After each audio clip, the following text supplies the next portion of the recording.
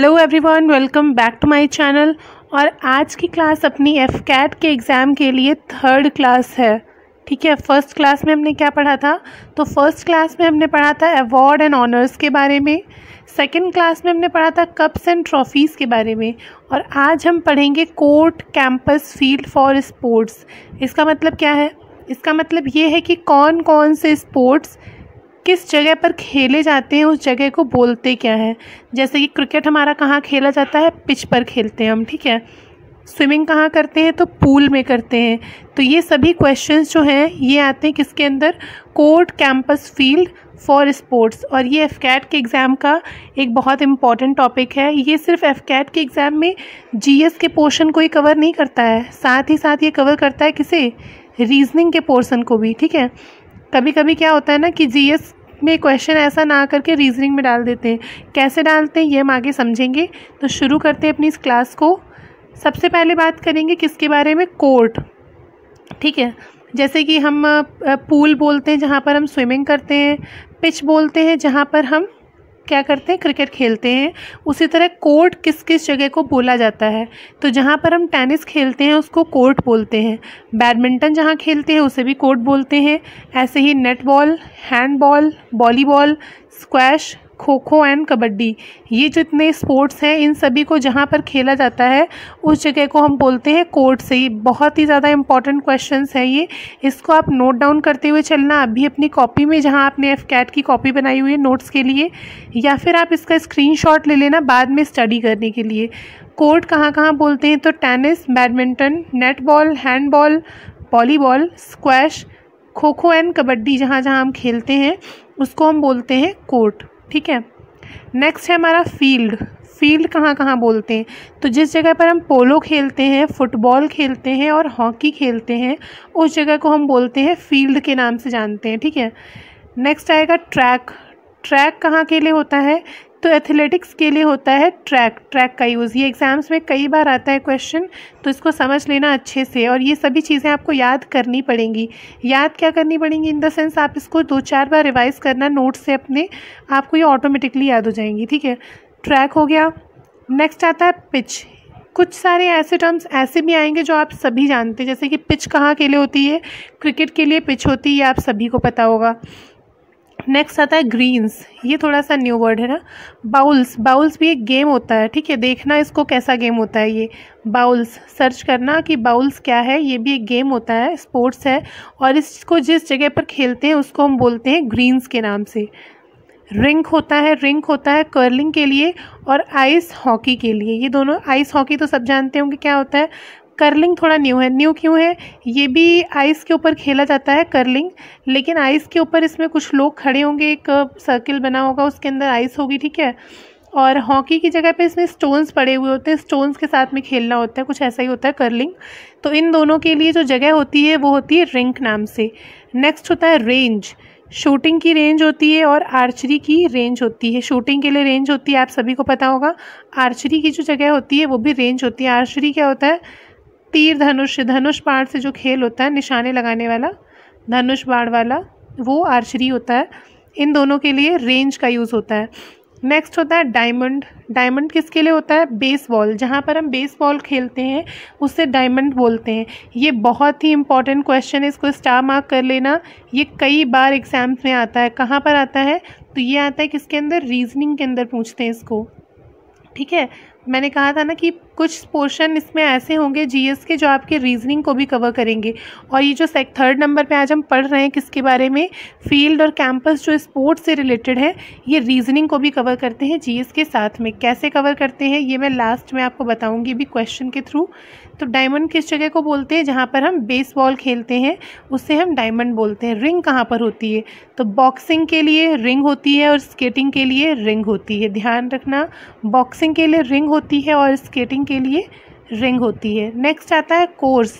Course किस जगह को बोलते हैं? जहाँ पर हम गोल्फ खेलते हैं। ठीक है, फर्स्ट नंबर पे हमने क्या पढ़ा था? कोर्ट। ठीक है, कोर्ट में और कोर्स में कंफ्यूज नहीं होना है। कोर्ट होता है जो हमने फर्स्ट नंबर पे पढ़ा था, जहाँ पर नेट बॉल हुआ, वॉलीबॉल हुआ, ये सभी कोर्ट में थे।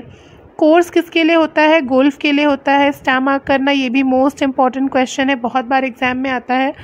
कोर्स, ठीक है, गोल्फ के लिए होता है। नेक्स्ट आता है पूल। ये तो सबको ही पता होगा पूल किस लिए होता है, स्विमिंग के लिए होता है पूल।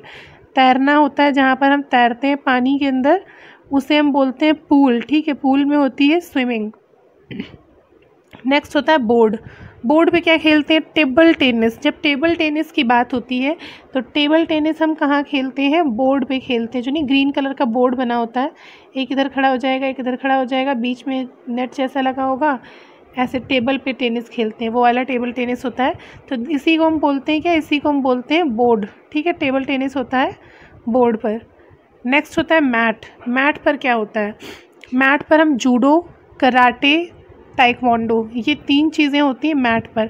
अच्छा, जूडो मैट पर होता है, सबको पता होगा कि वो चटाई जैसी ऐसी पड़ी होती है, इस तरह की चटाई होती है, और इसी पर जूडो कराटे सिखाया जाता है।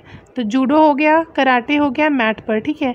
ताइक्वांडो क्या होता है, ताइक्वांडो जो होता है ये कोरियन वर्ड है, ठीक है, कोरियन स्टाइल का वर्ड है ये। और इसमें क्या होता है, ये भी एक तरह की पंचिंग, जैसे बॉक्सिंग हम लोग करते हैं ना, बॉक्सिंग टाइप का ये होता है। वाइट कलर के और ब्लू कलर के मास्क लगा के और ग्लव्स पहन के, इसमें बॉक्सिंग है, पंचिंग टाइप का गेम होता है, ठीक है। ये भी किस पर होता है, तो ये भी होता है मैट के ऊपर, ध्यान रखना ताइक्वांडो वर्ड को। नेक्स्ट होता है अरेना। अरेना जो होता है हॉर्स राइडिंग के लिए होता है, अरेना हॉर्स राइडिंग के लिए। अगेन स्टार मार्क, बहुत इंपॉर्टेंट क्वेश्चन है, एग्जाम में कई बार आता है कि अरेना किस प्लेस को बोलते हैं, तो जहाँ पर हॉर्स राइडिंग होती है उस प्लेस को हम बोलते हैं अरेना के नाम से। नेक्स्ट होता है वेलोड्रोम। वेलोड्रोम क्या होता है, साइकिलिंग के लिए। Again star mark. अच्छा, इंपॉर्टेंट तो सारे ही हैं, जिनमें मैं स्टार मार्क करवा रही हूँ वो इसलिए है कि उनको तो बिल्कुल भूलना ही मत, ठीक है। याद तो आपको सारे करने, स्टार मार्क का मतलब ये नहीं है कि बाकी आपको पढ़ने ही नहीं है, सिर्फ इतने ही पढ़ने। स्टार मार्क का मतलब ये है कि ये तो आप बिल्कुल भूलना ही मत, ये इतने इंपॉर्टेंट क्वेश्चन है। बाकी पढ़ने तो आपको सारे पढ़ेंगे, मैं उतना ही प्रोवाइड कर रही हूँ जितना आपके किस एग्ज़ाम के लिए इंपॉर्टेंट है, एफकैट के एग्ज़ाम के लिए। एक्स्ट्रा मैं आपको नहीं बता रही हूँ इसमें, ठीक है। वेलोड्रोम जो होता है ये साइकिलिंग के लिए होता है। तो ये है आपके क्या, स्पोर्ट्स से रिलेटेड जो भी एरियाज़ होते हैं उनको हम किस नाम से जानते हैं, उनकी हमने बात कर ली। कितनी बात की हमने, टोटल कुछ 14 कैंपस और कोर्ट्स की बात की है। ये सभी आपको अच्छे से स्टडी करने पड़ेंगे। आई होप कि आपने फर्स्ट वाली क्लास जो थी अवार्ड एंड ऑनर्स की वो अच्छे से स्टडी कर ली है। सेकंड क्लास जो हमारी थी कप्स एंड ट्रॉफीज़ की, वो भी आपने स्टडी कर ली है, क्योंकि दोनों ही क्लासें बहुत ज़्यादा इंपॉर्टेंट है आपके एग्ज़ाम के लिए, और ये थर्ड वाली भी मोस्ट इंपॉर्टेंट है। अब नेक्स्ट क्वेश्चन की, क्वेश्चन कैसे बनेगा एग्ज़ाम के अंदर, अगर रीजनिंग में क्वेश्चन आएगा तो किस तरह से बनेगा, और जीएस में किस तरह से बनेगा। तो जीएस के अंदर अगर क्वेश्चन आता है तो एज नॉर्मल वो पूछेगा कि हाँ डायमंड किस जगह को बोलते हैं, कौन से स्पोर्ट के लिए एसोसिएट करती है। लेकिन वहीं पर क्या है, अगर रीजनिंग में क्वेश्चन आ रहा है तो किस तरह से बनेगा। रीजनिंग में क्वेश्चन बनेगा आपका कि दे दिया इस तरह से लिख करके, क्या वेट, ऐसे लिख दिया कि बेसबॉल, ठीक है, बेसबॉल लगा के लिख दिया डायमंड, और इधर लिख दिया गोल्फ, और ये आपसे पूछ दिया यहाँ पर क्या फिल करना है। ऐसे क्वेश्चन आते हैं एग्जाम में रीजनिंग के अंदर, जब भी पूछेगा इससे, ठीक है। और आपको 4 ऑप्शन दे दिए, A B C and D. Option क्या दे दिए, कोर्स दे दिया, ठीक है, पूल दे दिया, अरेना दे दिया,